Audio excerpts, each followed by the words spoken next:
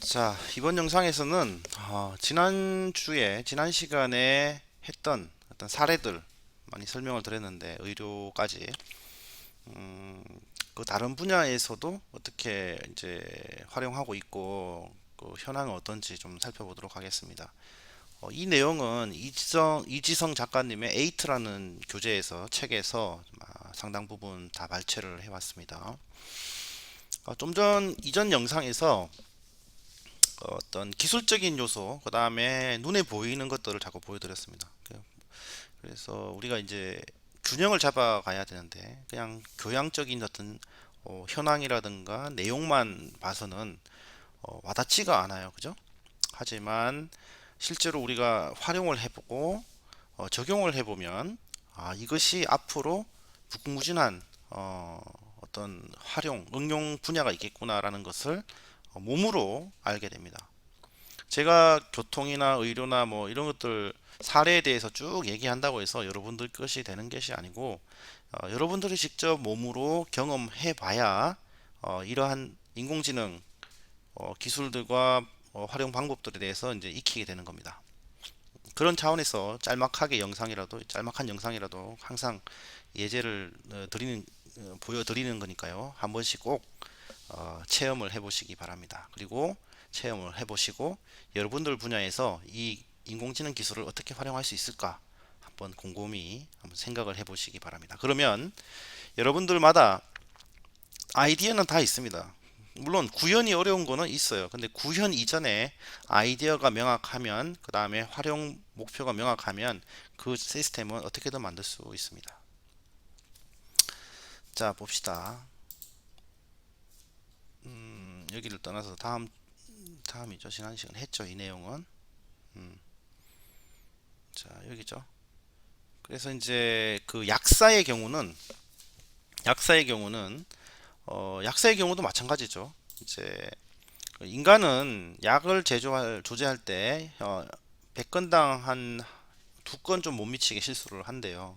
그러면 40만 건 정도 조제를 하면 한 6,800건 정도 실수하는데 그 AI의 약사의 경우는 처방전을 입력하면 그것을 바로 인식을 해서 그대로 하겠죠. 뭐 실수가 있을 여지가 없죠. 인공지능은.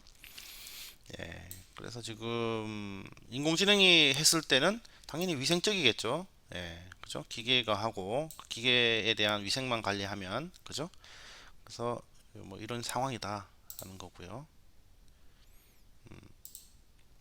그다음에 변호사, 판사, 법률 시장에서도 똑같은 현상이 일어나고 있습니다. 그래서 2018년부터 이제 AI하고 함께 업무를 처리하고 있는 거죠. 그래서 법률에서 제일 많이 하는 게 뭐 이게 뭐 사례 조사 이런 것들이라고 합니다. 그죠? 정보 검색을 해서 정리하고 이런 일들이 상당 부분 업무의 대부분을 차지하는데 이제 그 IBM의 로스라는 인공지능 법률과 관련된 인공지능이 이제 이 회사에 입사했다라는 거죠.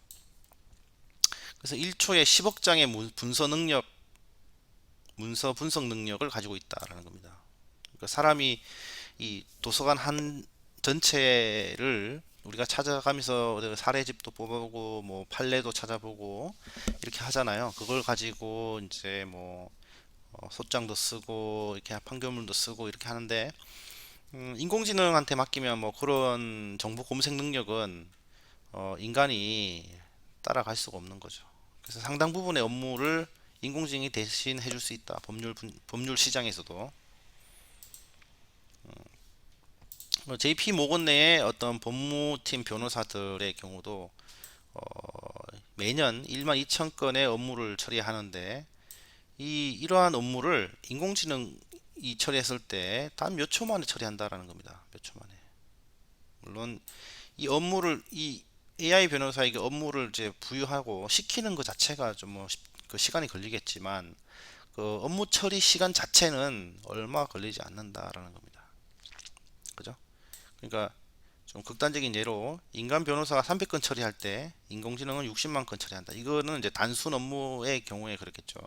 그래서 인건비의 80% 절약한다라는 겁니다. 그러면 당연히 인공지능을 활용을 하겠죠? 당연히. 그죠? 인간은 탐욕적이라고 했습니다. 그죠? 인간은 탐욕적이에요. 그래서 내가 그 사업을 운영하는 뭐, 법률 사업을 하시는 분이 당연히 시간과 돈을 줄이고 싶어 하겠죠. 예, 탐욕적이에요. 누구라도 음, 그러한 방법이 있다면 다 하실 겁니다. 한국도 뭐 유렉스라는 AI 변호사가 있었는데 뭐 당연히 속도는 빠르겠죠. 속도나 뭐 정확도 면에서는 컴퓨터를 잡을 수가 없습니다.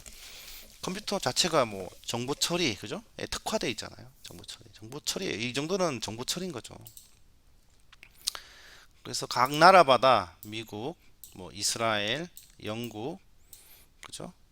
이런 각 나라마다 이제 인공지능 변호사들이 이제 지금 나와서 서비스하고 있는 거고, 우리나라도 어, 그 법률 시장에서 어떤 찾아가는 서비스에서 이제 온라인으로 이렇게 상담을 하고 법률 상담을 하고 법률 서비스를 받는 이제 경우가 많이 나오고 있습니다.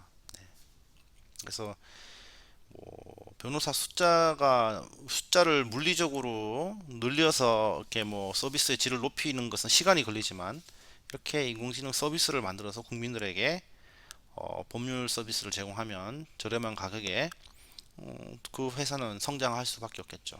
그죠? 이제 기득권이라는 것이 어떻게 보면 좀 많이 사라질 수도 있겠다라는 것이 제 생각입니다. 예, 법률 서비스를 인공지능으로 제공을 하고 상담을 해주는 거. 그 변호사분들하고 우리가 상담을 하게 되면 뭐 1시간당 얼마, 10분당 얼마 이런 식으로 계산을 하잖아요. 근데 이제 인공지능 변호사가 있다면, 그죠? 저렴하게 편하게 어떤 내용이든 편하게 오래 상담을 할 수 있을 겁니다. 자, 그래서 법률 시장의 경우는 이 좀 인간에 대한 불신이 좀 있어요. 이거는 이제 책에서 제가 한 건데, 맨 처음 재판받는 3명의 석방 확률이 그 다음에 그 맨 마지막 3명보다 2배에서 6배 높대요. 사실은 이거는 뭔가 하면 뭔가 그 감정, 그죠? 이런 것들에 좀 이 감정이 앞선다라는 거거든요. 그 다음에 이제 이 미국과 영국의 경우는 판검사들의 경우는 유속 인정에게 구형과 형량이 높다. 평등하지가 않죠. 그죠? 그 다음에 미국 망명 허가 여부에 대한 사례를 보니까 판사에 따라서 10%에서 90%까지 다양하다라는 겁니다. 기준이 뭐냐 이거죠. 음, 기준. 또 우리나라도 유전무죄, 무전유죄 이런 말이 있잖아요. 그러니까 사람에 대한 불신이 있기 때문에 법률 시장에서 점점 더 인공지능을 신뢰할 거다라는 어, 의견이 많은 거죠. 그래서 우리가 뭐 언론에서 판결에 대한 불만이 있을 때 빨리 뭐지 그러잖아요. 인공지능이 이걸 해야 된다. 과거에는 이랬는데 왜 이 사례는 이렇게 됐냐. 이런 식으로 이제 불평을 하는데 불만을 보이죠. 그래서 그것이 하나의 이제 불신 사례다라는 겁니다. 근데 만약에 인공지능이 하게 되면 이 판례라는 것이 있을 거 아니에요? 판례. 그 판례에 따라서 구형을 하는 거예요. 예. 기준이 있을 거 아니에요. 이게 뭐 이게 그 구형을 할 때 그 기준을 지켜서 그대로 FM대로 이제 하는 거죠.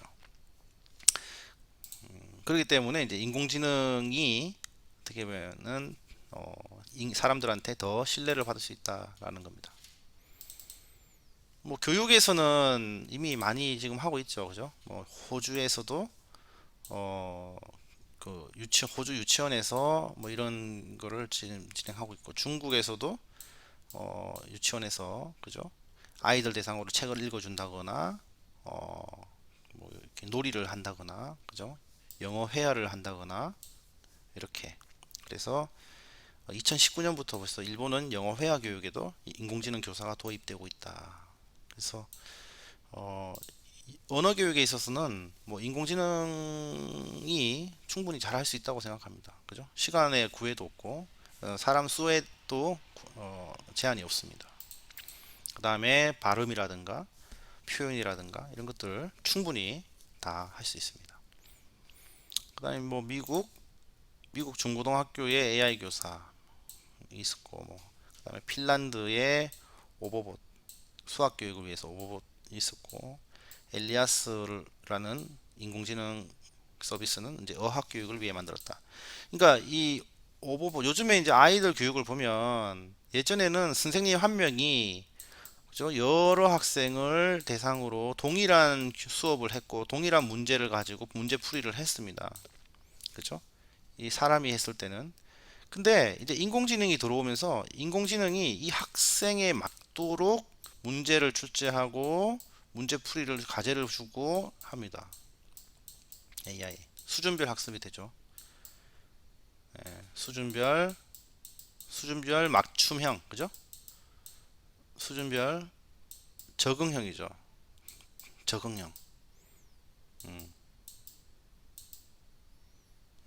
이렇게 인공지능이 학생에 대해서 수준을 확인하고 그 수준에 따라서 문제를 주고 평가를 하고 그 다음 단계로 가게끔 이렇게 지금 진행을 하고 있습니다. 개인하고 됐죠. 한 명, 그러니까 결국은 이 선생님은 인공지능이 진행하는 수업을 모니터링하고 그 다음에 미진한, 좀 부족한 학생들한테 가서 멘토링을 하게 됩니다. 예전에는 이 교사분이 주도적으로 학생들을 교육을 했죠. 하지만 앞으로는 AI가 이제 주도하게 되고 이 선생님은 이 학생들의 수행 결과들을 분석을 해서 개인적으로 면담하고 멘토링하는 일을 하게 될 겁니다.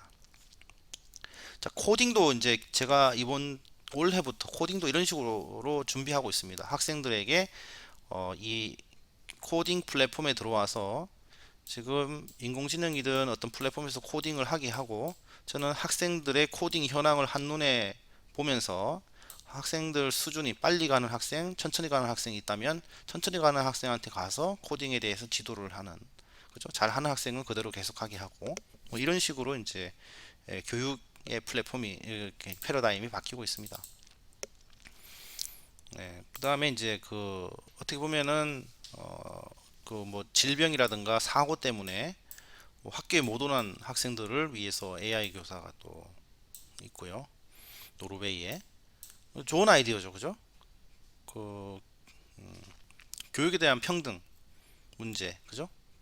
불평등 문제를 해소하기 위해서 인공지능을 활용한다라는 겁니다. 뭐 수학에 대해서는 뭐 지금 전 세계가 다 시도하고 있고 우리나라 교육회사들 열심히 하고 있죠, 그죠?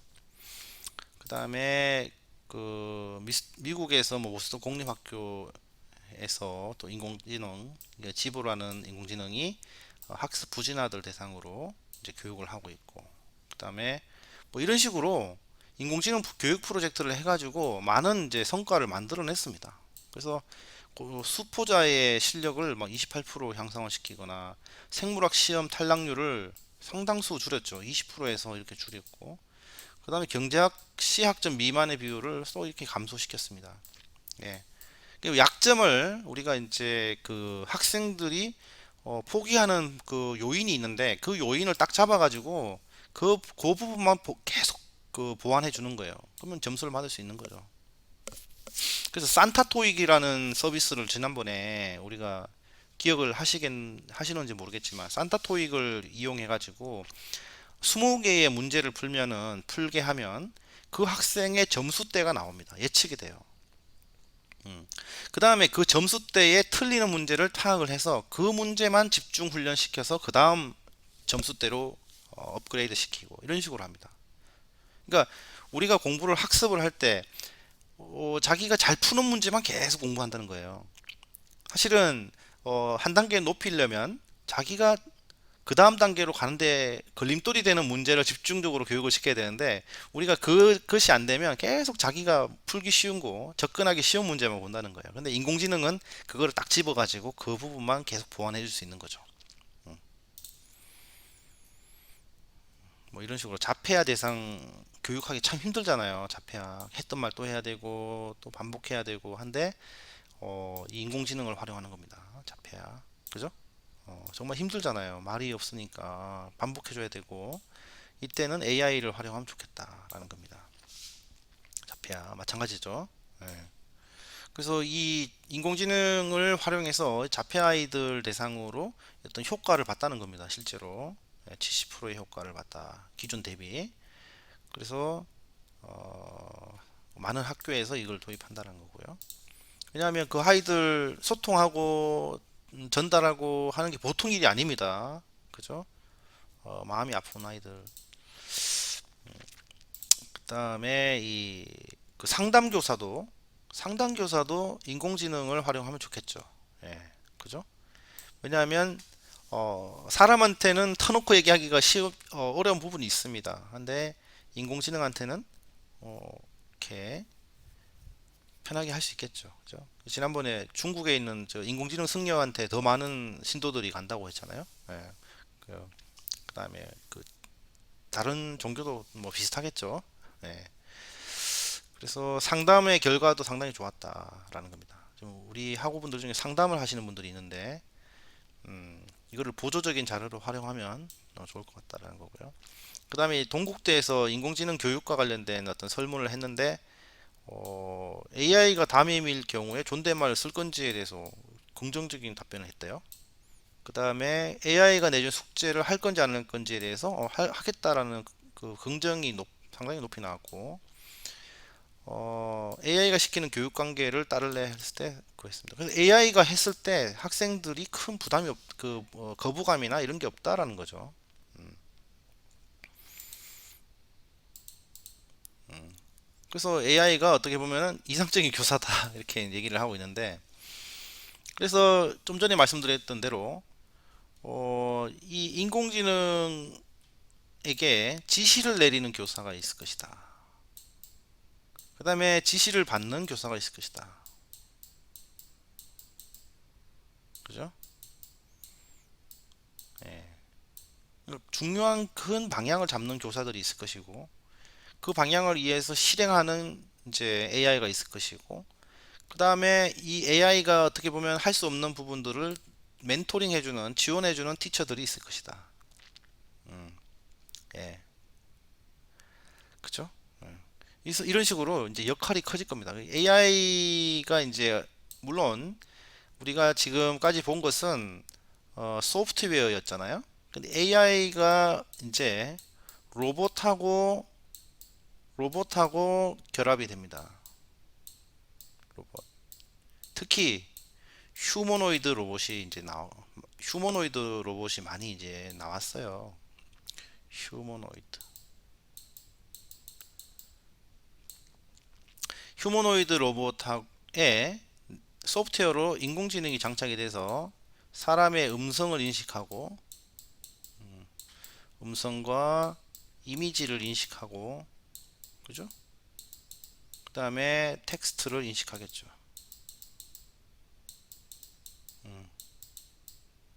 텍스트를 인식해가지고 마치 사람처럼 상담을 하고 사람처럼 교육을 할 수 있는 겁니다.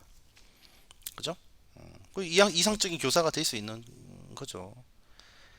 그래서 로봇을 빼고는 이제 이야기할 수가 없다. 인공지능은 어떻게 보면 우리 머릿속에 있는 생각들, 아이디어, 지식이고 우리 몸이 이제 로봇으로 이제 대체되는 거죠. 하드웨어, 소프트웨어잖아요. 하드웨어는 우리 육체, 소프트웨어는 생각, 그죠? 뇌 이런 것들이잖아요. 생각과 어떤 생각을 하냐에 따라서 우리가 다른 가치를 만들듯이 어떠한 소프트웨어, 인공지능 모델을 휴머노이드 로봇에 이식을 하냐에 따라서 그 로봇의 역할이 달라지고 가치가 달라지는 겁니다. 음, 그죠? 산업에서 이용하면 산업용 로봇이 되는 거고, 교육 현장에서 사용하면 교육용 로봇이 되는 거고, 법률 시장에서 사용하면 법률 로봇이 되는 겁니다. 그죠? 그렇게 이해하시면 되겠습니다. 그래서 이런 식으로 가게 되면 대체되는 직업들이 이제 쭉 나오게 되는데 신입사원 선발을 할 때 이미 인공지능이 선발을 하고 있습니다. 무슨 뭐 몇만 명 되는 신입사원들을 사람이 다 일일이 보지 못해요. 그래서 이미 인공지능을 통해서 면접도 보고 있고, 그죠? 그 지원서도 다 검토하고 있고, 심지어 이력서 만드는 것도 하고 있어요. 우리 학교에 있죠. 네. 그다음에 보육 행정 업무 지원, 그죠? 행정 업무 지원 같은 경우는 이미 되고 있다는 거고요. 일본에서. 또 우리나라의 경우는 2030년까지 50% 이상의 공무원이 어떤 대체될 것이다라는 예측을 하고 있습니다. 경찰, 소방 공무원도 뭐 예외는 아니고요. 2045년도까지는 뭐 더 많이 대체될 확률이 될 거라고 예측은 하고 있습니다. 근데 이게 뭐 기술적으로는 가능하죠. 기술적으로는 가능한데 뭐 현실적으로 뭐 정치 뭐 기술적으로 된다고 해서 다 되는 건 아니잖아요. 그 시대에 가보면 또 거기에 따른 뭔가 있겠죠. 그래서 공무원의 경우는 대체되기가 쉽다라고 이제 예측을 하고 있습니다. 왜냐하면 공감 능력, 창조적 상상력보다는 그냥 주어진 업무를 수행하는 경우가 대부분이기 때문에 이런 경우는 이제 시키는 것만 하는 이제 업무들이 상당수 있다는 거죠. 그런 경우는 이제 대체될 확률이 높다 이렇게 보고 있는 겁니다. 그 외에 뭐 이런 회계사, 뭐 세무사, 관세사, 변리사, 감정평가사, 보험계리사, 재무분석사 지금 이미 상당 부분 예전에 비하면요 상당 부분 대체됐어요. 뭐 세무 신고 같은 거 지금은 뭐 다 소프트웨어 가잖아요. 그죠? 소프트웨어 가잖아요. 예전에 격리 분들이 하시던 메인 매출, 그 다음에 잔고 확인하고 뭐 대표님께 보고하고 이런 거 하루 종일 하는 게 그런 거였잖아요. 돈 받을 거 있는지 확인하고 그러면 돈 받아야 되고 돈 들어왔는지 확인하고 또 돈 나갈 게 있으면 돈 나갈 거 처리를 하고 이거 하는 게 이제 격리분들의 일이었는데 요즘에는 온라인 뱅킹에 뭐 이런 것도 핀테크 기술이 발달해 가지고 아침에 와가지고 클릭 하나면은 돈 받을 거 얼마나 받았는지 나갈 거 얼마나 나가야 되는지가 한 번에 한눈에 이제 계산이 되고 잔고가 얼마인지까지 이제 실시간으로 확인이 됩니다. 그다음에 세금 신고까지 세금 계산서 발행까지 그냥 오전 내에 1시간 안에 다 할 수 있죠. 대표님들도 다 하긴 하고. 그래서 회계사 세무사들의 일이 많이 줄어들고 있다라는 겁니다. 예. 이런 이제 보고서에서 이미 이런 직업들에 대해서 대체 가능성이 높다라고 완벽하게 대체된다고 이제 보고서에 나와 있는 거죠. 이제 뭐 개인의 주장이 아닙니다. 그래서 이제 대체되는 거에 대해서 좀 그 논문을 찾아봤습니다. 그래서 이게 17년도인가요? AI 전문가들이 2017년도인가 그 했어요. 2016년도에 논문이 나온 거네요. 음. 그래서 AI가 인간의 능력을 언제 뛰어넘을 것이냐라는 이제 질문이고 그 인공지능 전문가들로부터 이제 좀 의견을 받았다라는 거예요. 이 논문이 이제 공개돼 있어요. 예, 여러분 한번 보시기 바랍니다. 그래서 요약을 하자면 그 2016년 기준이에요. 2016년 2016년 기준으로 10년 안에 그러니까 26년까지 어, 언어 번역은 완전히 대체될 것이다. 근데 지금 속도를 봐서는 여기는 2024년 돼 있네요. 2000 이게 그러니까 논문 출판은 2016년인데 뭐 2014년부터 이렇게 했다나 봐요. 그러면 지금 수준으로 봐서 우리가 인공 그 기계 번역을 우리가 실습을 했잖아요. 보여드렸고 지금 수준으로 봐서는 언어 번역도 가능하다 이렇게 이해하시면 돼요. 그죠? 그 다음에 고등학교 에세이 작성 지금 우리가 뭘 했죠? 그죠? GPT-3 보셨죠? GPT-3 글 쓰는 거 눈으로 보셨죠? 그죠? 그 다음에 트럭 운전, 그 다음에 소매업 종사 물건 파는 거죠. 자, 지금 뭐예요? 무인 점포 나왔습니다. 이미 나왔어요. 이미 나왔고, 그 다음에 베스트셀러 지필, 이 GPT-3를 조금 더 발전시키면 인공지능 소설가 나올 수 있습니다. 의사 활동, 지금 의사들이 로봇을 이용해서 수술을 하기 시작했죠. 그러면서 원격 진료, 그죠? 원격 진료, 그 다음에 가상현실, 그 다음에 메타버스, 뭐 홀로그램, 이런 거 있으면 굳이 안 가도 실물과 마주 보는 것처럼 같은 현상을 가지고 할 수 있다는 거예요. 인공지능이. 그러면은 이 시점에는 인공지능이 인간을 능가할 것이라고 예측한다라는 겁니다. 그러면 번역 시장은 그죠? 이제는 인공지능으로 가지 않으면 안 된다라는 거예요. 결국은 예전에 사람들이 다 하던 건데 이제는 번역 시장은 이제 엄청난 이제 축소가 될 것이다. 그죠? 그다음에 트럭 운전 기술적으로 이제 거의 문제가 없습니다. 그죠? 그 단지 윤리의 문제가 남아 있어요. 윤리, 윤리의 문제가 있고 그다음에 법의 문제가 있는 거죠. 기술적으로는 뭐 자율주행 가능합니다. 그죠? 가능해요. 그래서 연구자들은 45년 만에 모든 업무에서 인간을 능가하고 120년 후에 인간의 모든 일자를 대체할 확률이 높다라는 겁니다. 아시아가 더 빨라질 것이다. 아시아가 더 빨라질 거라고 이제 예측을 하고 있는 거죠. 그래서 이제 뭐 이렇게 보면 쭉 직업별로 몇 년 뒤에 인간을 능가할 것이냐 이렇게 쭉 지표를 그려놨습니다. 그죠? 예. 어. 근데 지금 제가 이제 우리가 인공지능 개론 시간에 뭐 수업을 쭉 들어보셨고 실습을 해보신 분들은 제가 설명하는 거가 뭐 그렇게 그냥 이론적으로만 그렇다라고 하기보다는 우리가 다 눈으로 확인했습니다. 그죠? 그래서 그걸 좀 보시면 이해가 될 것이고요. 근데 뭐 근데 더 이제 다른 사람들은 우리가 생각하는 것보다 더 빨리 똑똑해진다. 그죠? 우리가 생각하는 것보다 얘기를 하고 있습니다. 그래서 뭐 수학 가속의 법칙 이런 것도 있는데 아무튼 기술의 발전은 우리의 발전보다 우리가 생각하는 것보다 빨리 발전한다. 빠르다라는 겁니다. 자, 그래서 그런 어떤 발전 속도를 보면 뭐 2029년, 2045년 이렇게 얘기를 해요. 그래서 지금도 사실은 인간의 지능을 초월하는 인공지능이 나왔어요. 특정 분야에 대해서는. 근데 이제 전체적인 어, 에 대해서는 이제 이쯤이 될 거다라는 거죠. 좀 내용을 읽어보시면 됩니다. 이거는. 그래서 결론적으로 이렇다는 거예요. 2030년도까지 이제 얼마 안 남았죠? 전문직 그다음에 2035년도 50%, 2045년도 8, 90% 이렇게 될 거다라는 것이 이제 그냥 예측입니다. 예측. 근데 안 변하는 것 같은데 변하고 있어요. 우리 주변의 눈으로 다 확인하고 있고 지금 그 기술이 부족해서 지금 천천히 가는 게 아닙니다. 그죠?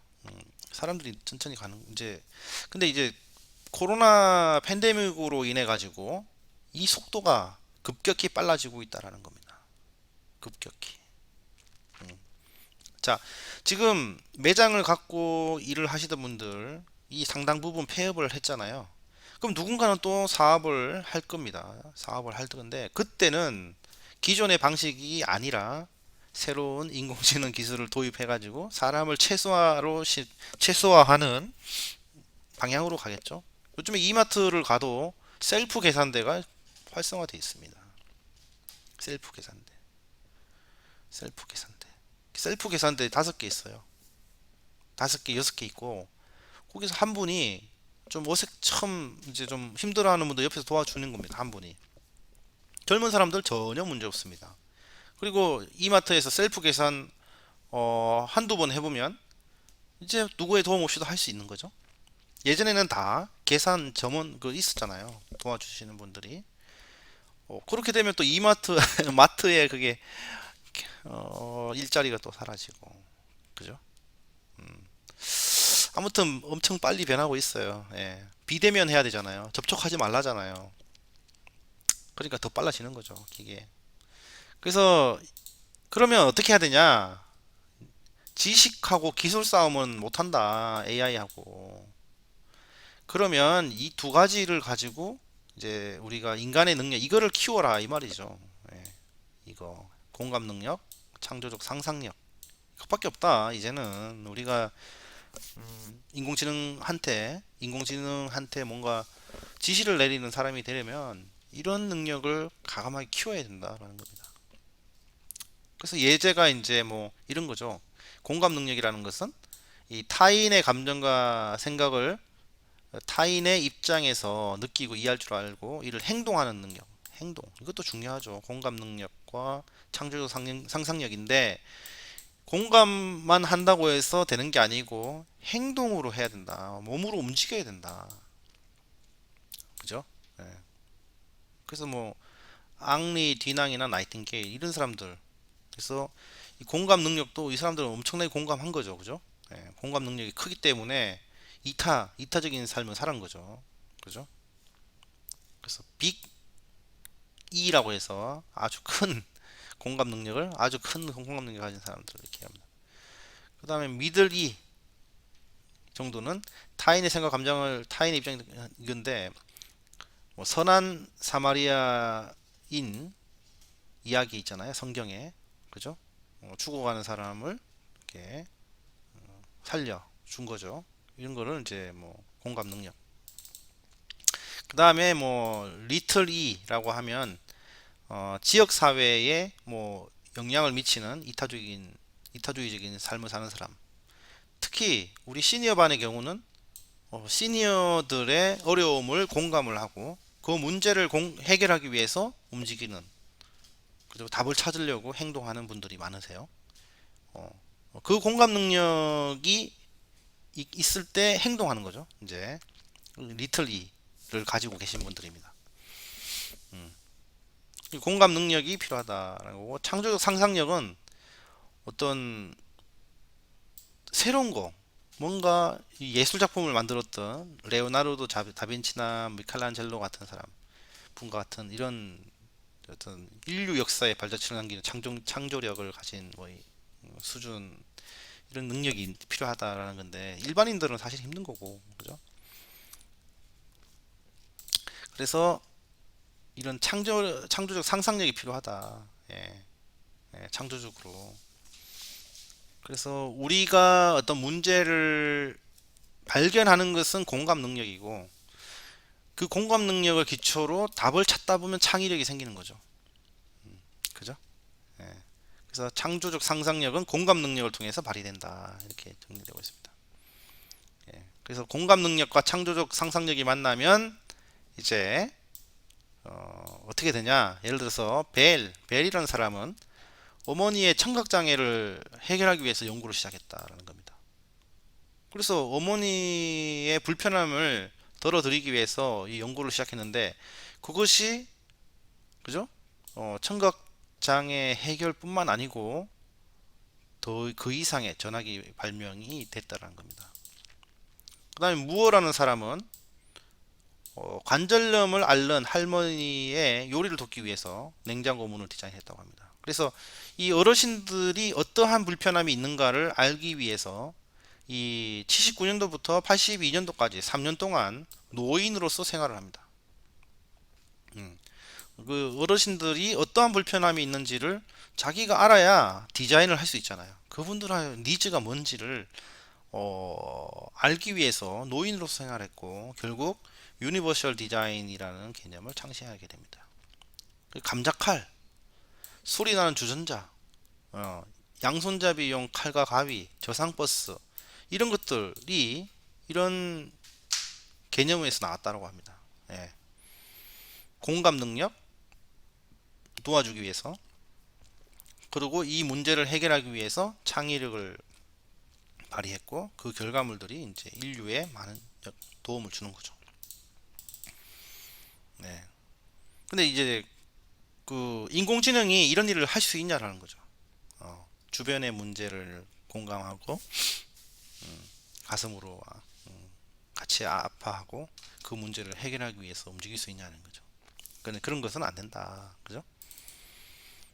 이렇게 되겠습니다. 그래서 인공지능 기술을 우리가 배웠고 그 다음에 인공지능이 어떤 주변 우리 삶 가운데 이미 많이 이게 왔고 그것이 우리 삶을 변화시키고 직업에 대해서도 어, 위 직업 일자리 대체 문제도 지금 심각한데 결국은 인간은 창조적 상상력, 공감 능력과 창조적 상상력을 극대화해서 인간성을 더 극대화해서 인간이 잘할 수 있는 일에 집중해야 한다는 겁니다. 그때 새로운 기회가 있다는 거죠. 기계가 잘하는 지식과 반복, 그죠? 이런 것들에 집중해서는 우리가 이제 어렵다라는 겁니다. 그죠? 자, 그래서 이렇게 한번 쭉 리뷰를 했습니다. 한번 생각해 볼 문제고요. 한번 고민을 해 보시기 바랍니다. 해 보시고, 다음 주에는 또 이 인공지능하고 이제 가상현실의 만남에 대해서 좀 얘기를 하고 14주차 수업 또 마무리하겠습니다. 자, 그러면 오늘 수업은 이걸로 마무리하겠습니다. 수고하셨습니다.